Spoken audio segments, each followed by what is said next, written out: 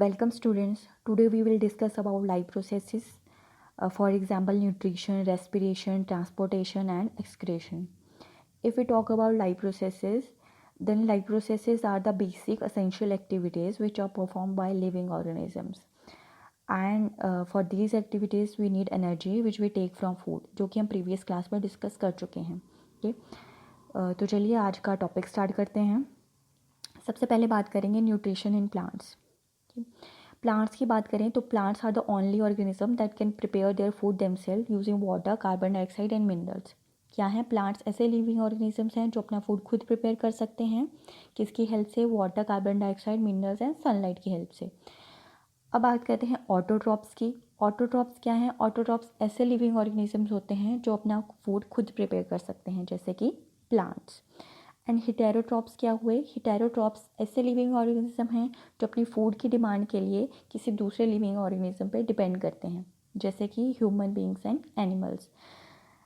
जैसे कि हम पहले भी डिस्कस कर चुके हैं कि जो एनिमल्स हैं एंड ह्यूमन बींग्स हैं वो डायरेक्टली या इनडायरेक्टली प्लांट्स पे डिपेंड करते हैं for their food demand. Okay, तो हिटेरोट्रॉप्स क्या हुए? ऐसे लिविंग ऑर्गेनिज्म जो अपनी फूड के डिमांड के लिए किसी दूसरे लिविंग ऑर्गेनिज्म जैसे प्लांट्स पे डिपेंड करते हैं.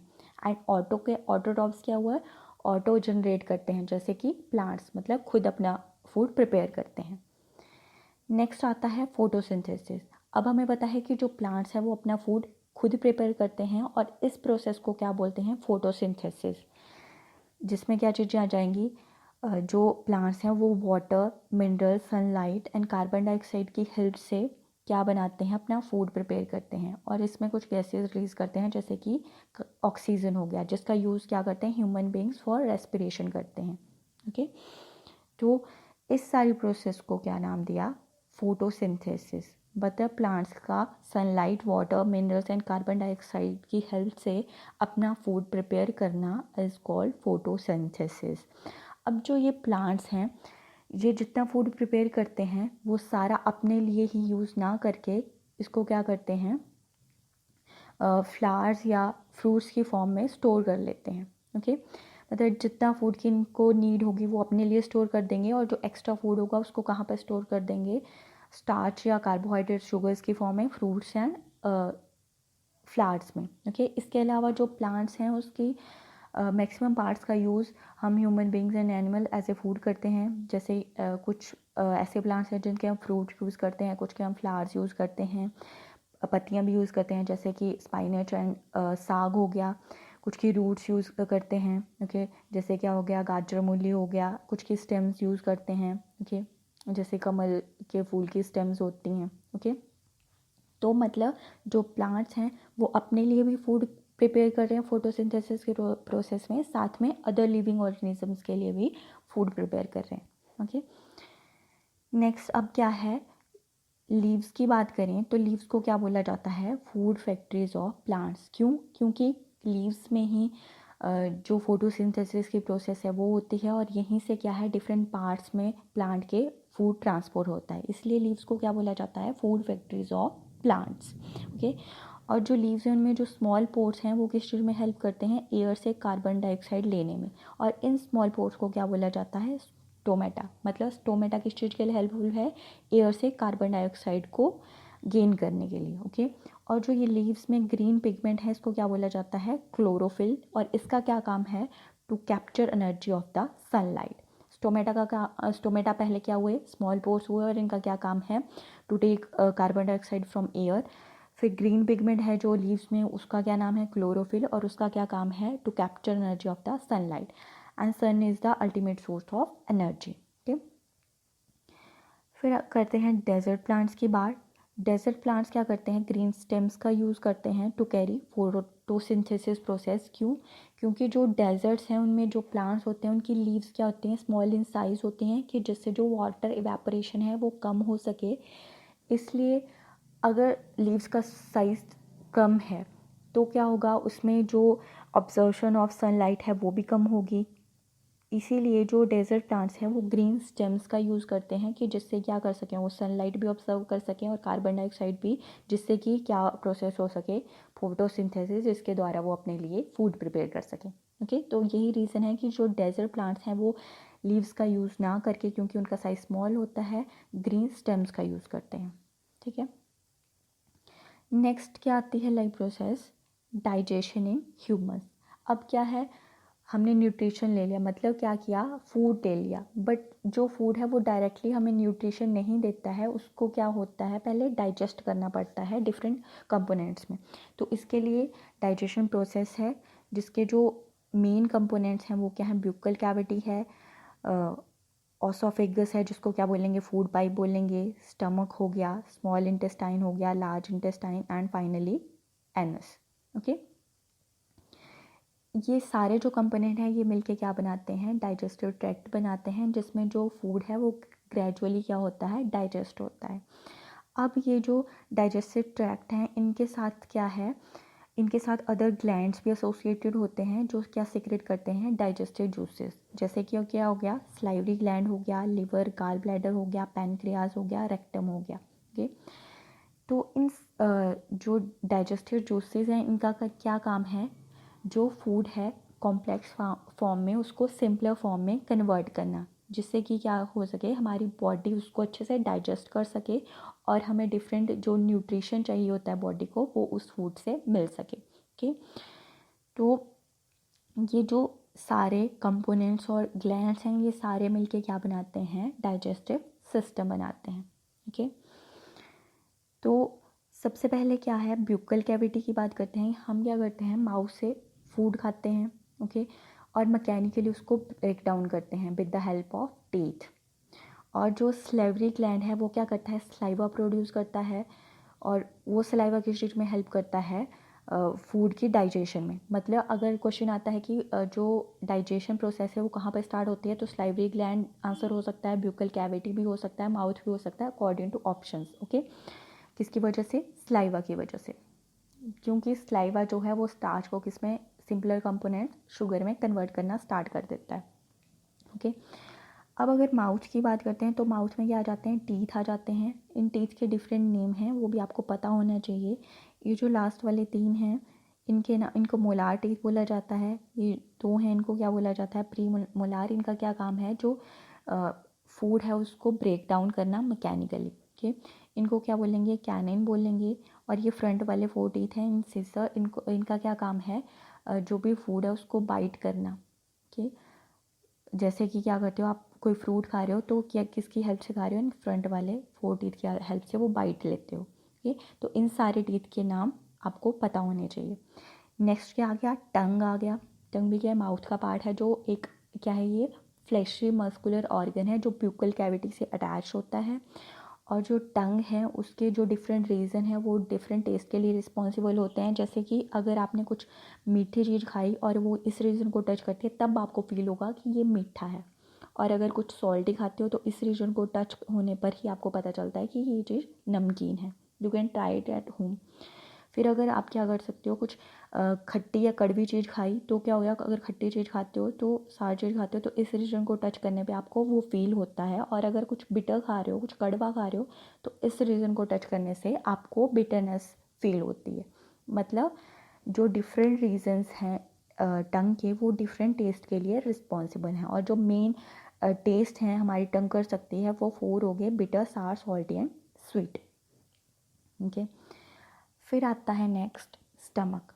ब्यूकल कैविटी से क्या हुआ, स्लेवरी ग्लैंड की हेल्प से ये कहाँ पे आ गया, फूड पाइप में आ गया। ओके, और फूड पाइप की मूवमेंट से ये कहाँ पे चला जाता है, स्टमक में चला जाएगा। ओके, फूड पाइप की हेल्प से मूवमेंट से ये कहाँ पे चला गया, फूड स्टमक में चला गया। स्टमक क्या है, एक तरह से थिक बैग की तरह है, जो क्या सेक्रेट करता है, mucus, hydrochloric acid and other digestive juices, जिनका क्या काम होता है, हाइड्रोक्लोरिक एसिड और डाइजेस्टिव जूसेस का क्या काम है, जो फूड है उसको डाइजेस्ट करने में हेल्प करना। और म्यूकस का क्या काम है, स्टमक की जो इनर लाइनिंग है उसको प्रोटेक्ट करना। ये तो जो स्टमक है वो फूड पाइप के एक एंड पे क्या लेता है, फूड लेगा, और दूसरा एंड कहाँ पे उसका जाके ओपन होता है, स्मॉल इंटेस्टाइन में। ये जो हम आगे देखेंगे। इंटेस्टाइन्स कितने टाइप के होते हैं, 2 टाइप के, small intestine and large intestine. पहले हम स्मॉल इंटेस्टाइन की बात करेंगे, स्टमक से फूड कहाँ पे आता है, स्मॉल इंटेस्टाइन में। ये क्या है, एक हाईली कॉइल्ड ग्लैंड है और इसकी लेंथ की बात करें तो इसकी लेंथ होती है 7.5 मीटर। ये क्या है, largest gland of our body है, ओके। बट क्या है, हाईली कॉइल्ड है। यहाँ पे क्या होता है, मैक्सिमम डाइजेशन प्रोसेस होती है। जो कॉम्प्लेक्स कंपोनेंट्स ऑफ फूड हैं वो सिंपलर कंपोनेंट्स ऑफ फूड में कन्वर्ट होते हैं। जैसे कार्बोहाइड्रेट किस में कन्वर्ट हो जाएंगे, शुगर्स में, ग्लूकोज में। जो आपके फैट्स हैं वो फैटी एसिड में कन्वर्ट हो जाएंगे। जो ग्लिसरॉल एंड प्रोटीन्स हैं वो किस में कन्वर्ट हो जाएंगे, आपके अमीनो एसिड में कन्वर्ट हो जाएंगे, ओके। तो अब क्या हुआ, मैक्सिमम प्रोसेस कहाँ पे हो गई, स्मॉल इंटेस्टाइन में। स्मॉल इंटेस्टाइन से फिर फूड कहाँ पे चला जाएगा, आपके लार्ज इंटेस्टाइन में। लार्ज इंटेस्टाइन क्या है, थिकर एंड वाइडर है देन स्मॉल इंटेस्टाइन। बट ये क्या है, इसकी जो लेंथ है वो है 1.5 मीटर। मतलब स्मॉल इंटेस्टाइन क्या है, ज़्यादा बड़ा है, नाम स्मॉल है बट है कैसा, लार्ज। और जो लार्ज इंटेस्टाइन है वो क्या है, small as comparison to small intestine, okay.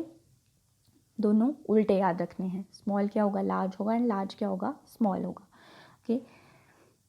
अब बात करें अगर लार्ज इंटेस्टाइन की, तो लार्ज इंटेस्टाइन का क्या काम है, वाटर एंड सॉल्ट्स को ऑब्जर्व करना फ्रॉम अनडाइजेस्टेड फूड। मतलब जो अब स्मॉल इंटेस्टाइन के बाद भी अनडाइजेस्टेड फूड बच गया है उससे वाटर और सॉल्ट्स को ऑब्जर्व करना, ये किसका काम है, लार्ज इंटेस्टाइन का, ओके। और जो अनवांटेड फूड है, जो वेस्ट प्रोडक्ट है, उसको क्या करता है लार्ज इंटेस्टाइन, रेक्टम में भेज देता है, ओके, जहाँ सेमी लिक्विड फॉर्म में ये स्टोर होता है। उसके बाद ये कहाँ पे चला जाता है, एनस में, जहाँ से ये टाइम टू टाइम क्या होता है, एनस उसको रिलीज़ करता है, ओके।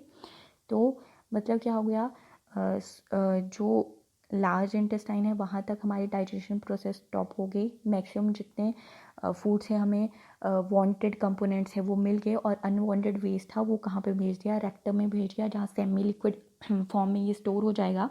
उसके बाद टाइम टू टाइम ये क्या, एनएस क्या करता रहता है, इसको रिलीज़ करता रहता है। ये सारी प्रोसेस क्या हो गई, डाइजेशन प्रोसेस हो गई। नेक्स्ट क्या है लाइफ प्रोसेस, रेस्पिरेशन। अगर लिटरल लैंग्वेज में हम बोल लें तो रेस्पिरेशन क्या हो गया, ब्रीदिंग। मतलब सांस लेना और छोड़ना क्या हो गया, breathing. But respiration is more than that breathing. कैसे, पहले अगर बात करें कि जो रेस्पिरेशन है उसमें क्या होता है, एनर्जी रिलीज़ होती है। और रेस्पिरेशन और किस चीज़ में हेल्प करता है, रेस्पिरेशन में हमें पता है हम क्या करते हैं, ऑक्सीजन रिच एयर क्या करते हैं, अंदर लेते हैं, और कार्बन डाइऑक्साइड एयर क्या होते हैं, बाहर छोड़ते हैं, ठीक है। जैसे कि क्या किया, ये जो रिब्स हैं और डायफ्राम है, जब हम क्या कर रहे हैं, एयर अंदर ले रहे हैं, तो ये रिब्स और डायफ्राम क्या हो रहे हैं, मूव्स डाउन।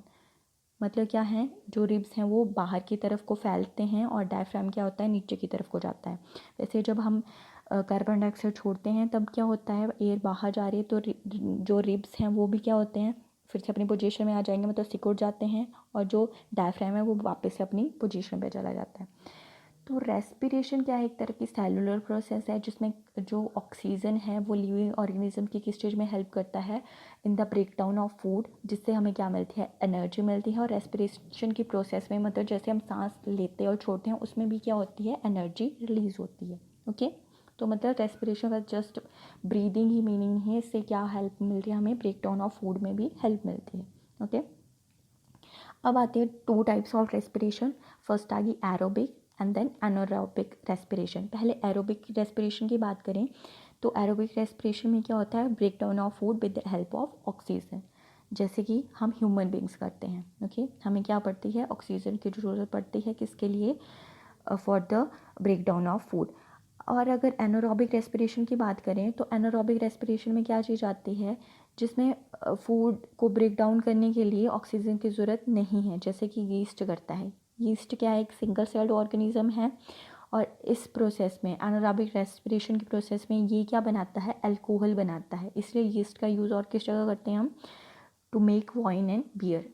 आपको याद रखनी है ये चीज़, यीस्ट किस चीज़ में यूज़ होता है, to make wine and beer. क्यों, क्योंकि ये एनारोबिक रेस्पिरेशन के दौरान क्या बनाता है, अल्कोहल बनाता है। एरोबिक क्या हुआ, एरोबिक में मतलब हम ह्यूमन बींग्स के लिए है ये, जिसमें हम ऑक्सीजन का यूज़ करते हैं टू ब्रेक डाउन फूड। और एनारोबिक में क्या हुआ, जहाँ पे हमें विदाउट ऑक्सीजन की हेल्प से हम ब्रेक डाउन ऑफ फूड कर सकते हैं। ये क्या आ गया, to types of respiration. Next क्या है, human respiratory system. Human respiratory system की बात करें तो इसमें जो मेन चीज़ें आ गई, नेज़ल कैविटी आ गई, फैरिंग्स आ गया, लैरिक्स आ गया, ट्रकिया आ गया, रिब्स आ गए, लंग्स आ गए एंड डायफ्राम आ गया। ये क्या है, मेन कंपोनेंट्स हैं किसके, ह्यूमन रेस्पिरेटरी सिस्टम में। इन सब की हेल्प से हम क्या करते हैं, ऑक्सीजन रिच एयर अंदर लेते हैं और कार्बन रिच एयर क्या करते हैं, बाहर छोड़ते हैं। ठीक है, जिसको हम नॉर्मली क्या बोल देते हैं, ब्रीदिंग बोल देते हैं। अब अगर ये तो बात कर ली ह्यूमन बींग्स की, अब अदर इंसेक्ट्स की बात करें, जैसे कि क्या हो गया, कॉकरोच हो गया। तो कॉकरोच क्या है, माउथ या नोज़ नहीं होता उनकी हेल्प से ये ब्रीद नहीं करते हैं। इनमें क्या होते हैं, इनकी जो बॉडी है उसकी साइड्स में क्या होती हैं, स्मॉल ओपनिंग्स होते हैं जिसको स्पाइरेकल्स बोलते हैं। ओके, उनकी हेल्प से ये क्या करते हैं, ब्रीद करते हैं। और क्या होता है, इनमें एयर ट्यूब्स लाइक स्ट्रक्चर होता है जिसको ट्राइकिया बोलते हैं, और इसका यूज़ किसके लिए करते हैं, for the exchange of gases. अब क्या होता है कि जो ऑक्सीजन रिच एयर है वो स्पाइरेकल से होते हुए कहाँ पे चली जाएगी, ट्राइकियल ट्यूब्स में चली जाएगी, जहाँ से डिफ्यूज़ होगी बॉडी टिश्यूज़ में, और उसके बाद ये कहाँ पे पहुँच जाएगी, बॉडी के हर सेल में पहुँच जाएगी। ठीक है, ये कहाँ पे होता है, इंसेक्ट्स में होता है। और इसके अलावा अर्थवॉर्म्स की बात करें तो अर्थवॉर्म भी माउथ या नोज़ का यूज़ नहीं करेंगे। ओके, ये किसका यूज़ करते हैं, अपनी स्किन का यूज़ करते हैं। क्यों, क्योंकि इनकी स्किन में स्मॉल गैप्स होते हैं जिसकी हेल्प से ये क्या कर सकते हैं, ब्रीद कर सकते हैं। ओके, तो मतलब जो कॉकरोच हैं वो साइड बॉडी की जो ओपनिंग्स हैं उसका यूज़ करती हैं, और अर्थवॉर्म अपनी स्किन का यूज़ करते हैं टू ब्रीद। अब नेक्स्ट क्या आ गया, नेक्स्ट जो लाइक प्रोसेस है वो है ट्रांसपोर्टेशन। ओके, ट्रांसपोर्टेशन में जो चीज़ें हेल्प करती हैं वो क्या आ गए, हार्ट एंड ब्लड वेसल्स। इनका क्या फंक्शन है, इनका फंक्शन है टू ट्रांसपोर्ट सब्सटेंसेस, और ये दोनों मिलके क्या बनाते हैं, सर्कुलेटरी सिस्टम। ओके, मतलब ट्रांसपोर्टेशन के लिए किस चीज़ की ज़रूरत पड़ती है, सर्कुलेटरी सिस्टम में। अब अगर बात करें कि ह्यूमन बींग्स की बॉडी में ट्रांसपोर्टेशन किस चीज़ की, तो जब हम क्या करते हैं, जैसे फूड की ट्रांसपोर्टेशन होगी, ब्लड की ट्रांसपोर्टेशन होगी, या अदर सब्सटेंसेस हो गए, उन सब की ट्रांसपोर्टेशन के लिए हमें क्या है, कुछ मेथड चाहिए। ठीक है, जिसको हमने क्या नाम दे दिया, सर्कुलेटरी सिस्टम बोल दिया, और उसकी जो हेल्प करते हैं वो क्या चीज़ें करते हैं, हमारी बॉडी पार्ट्स जो हैं, heart and blood vessels. Okay, तो पहले अगर हम बात करें ब्लड की, ब्लड क्या एक तरह से थिक फ्लूइड है जिसका क्या काम है, जैसे डाइजेस्टिव फूड को बॉडी के हर पार्ट तक पहुंचाना, स्मॉल इंटेस्टाइन से या लंग्स से ऑक्सीजन को कहाँ पहुंचाना, बॉडी के हर पार्ट तक, ये किसका काम है, ब्लड का। ठीक है, ये सारे सब्सटेंसेस किस में होते हैं, ब्लड में होते हैं। ठीक है, और जो फ्लूइड पार्ट है ब्लड का उसको क्या बोला जाता है, प्लाज्मा।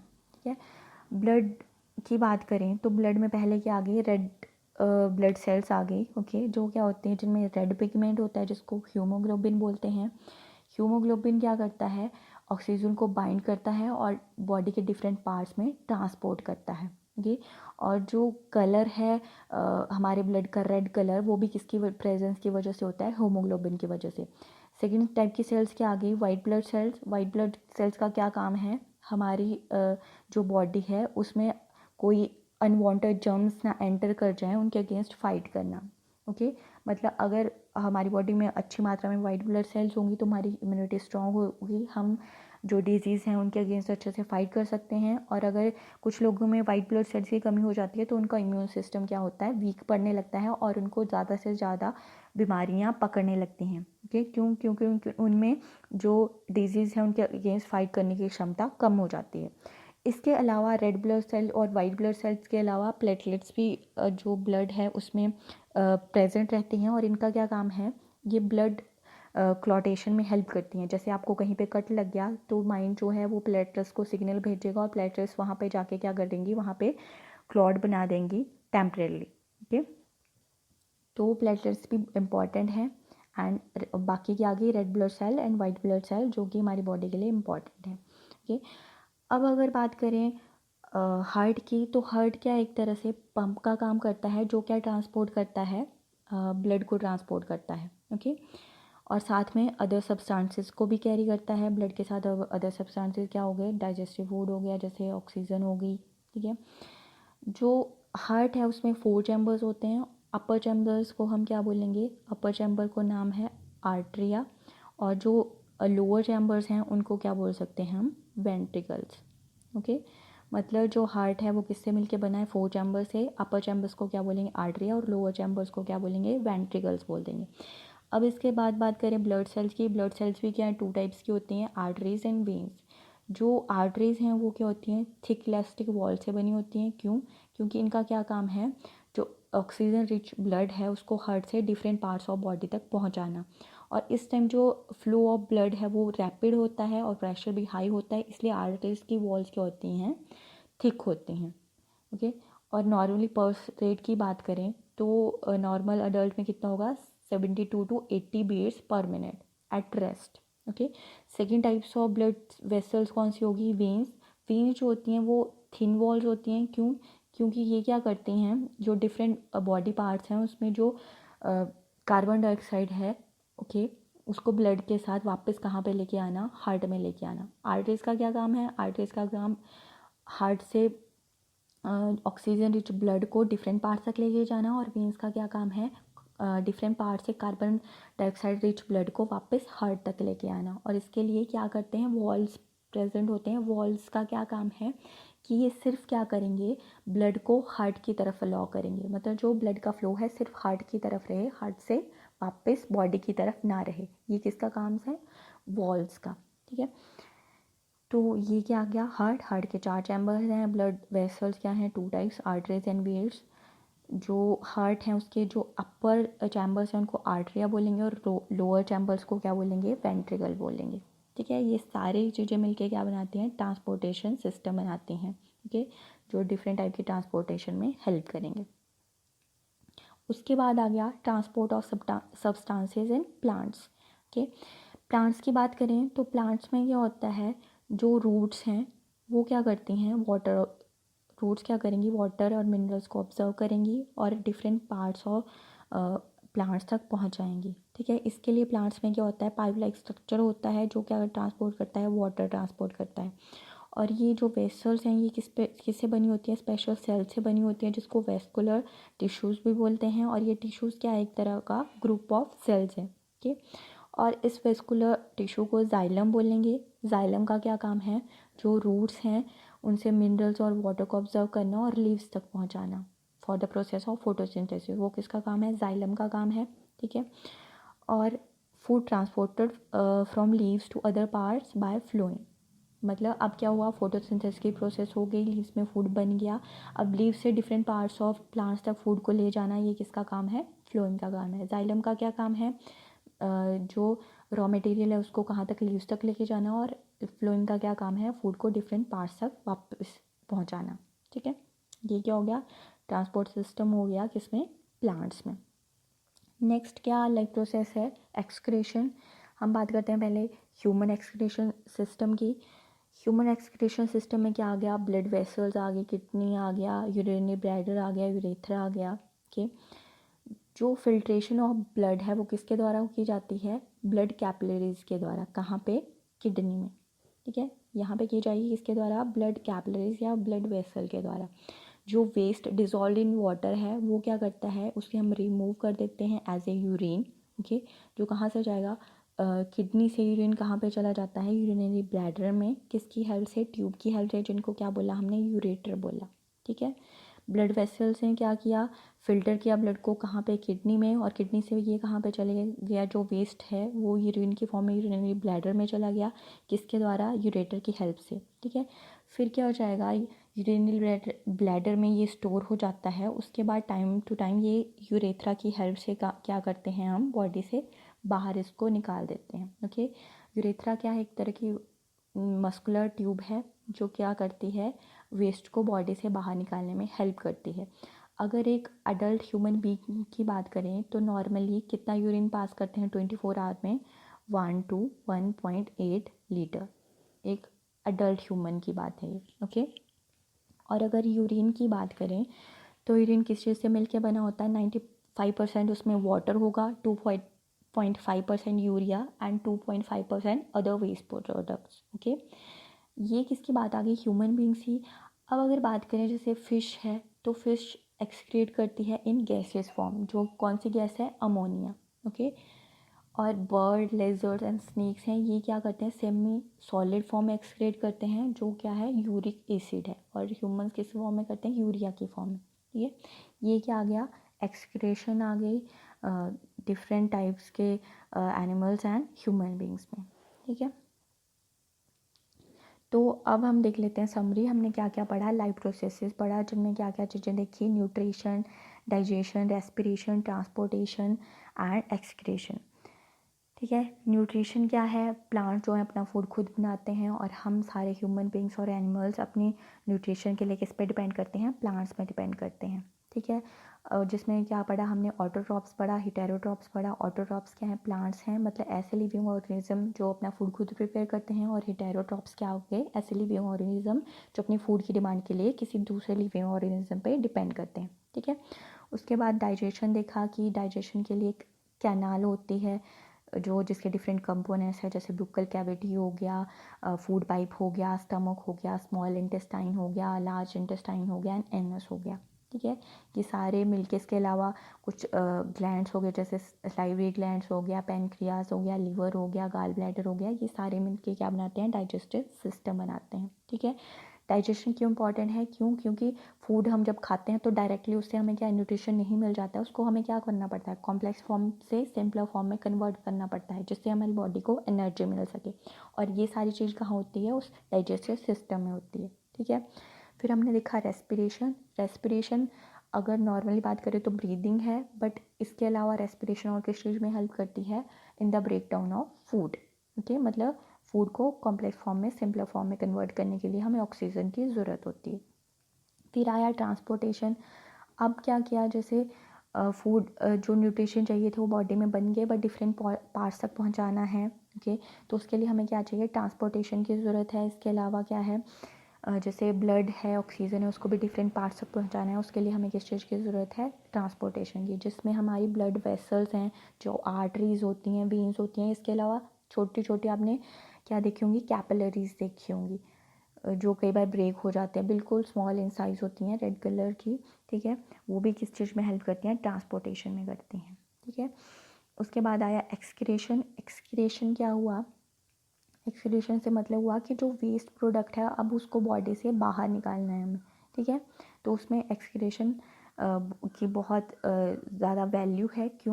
क्योंकि अगर हम जो वेस्ट प्रोडक्ट है वो बॉडी में ही रह जाएगा तो वो क्या होगा, पॉइजनस होगा हमारी बॉडी के लिए, जो हमें हार्म करेगा। इसलिए क्या है, एक्सक्रेशन प्रोसेस भी बहुत इंपॉर्टेंट है, जिसमें हमारी किडनीज़ हैं वो बहुत हेल्प करती हैं, यूरेथ्रा हेल्प करता है, और बॉडी से जो अनवांटेड वेस्ट है उसको बाहर निकालने में एनएस हेल्प करता है। ठीक है, तो आज की क्लास के लिए इतना ही। आप अच्छे से सारी चीज़ों को याद कर लेना। इसमें से 2-3 टाइप के क्वेश्चन पूछे जाते हैं, जैसे कि क्या क्या क्वेश्चन बताए थे कि ऑटोट्रॉप्स क्या होते हैं, हेटेरोट्रॉप्स क्या होते हैं, टंग के जो डिफरेंट रीजन्स हैं वो कौन कौन सा टेस्ट देते हैं, डिफरेंट टाइप के टीथ कौन कौन से हो गए।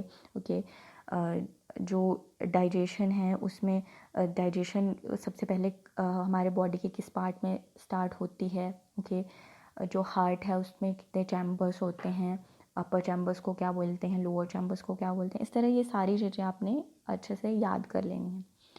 तो चलिए, थैंक यू।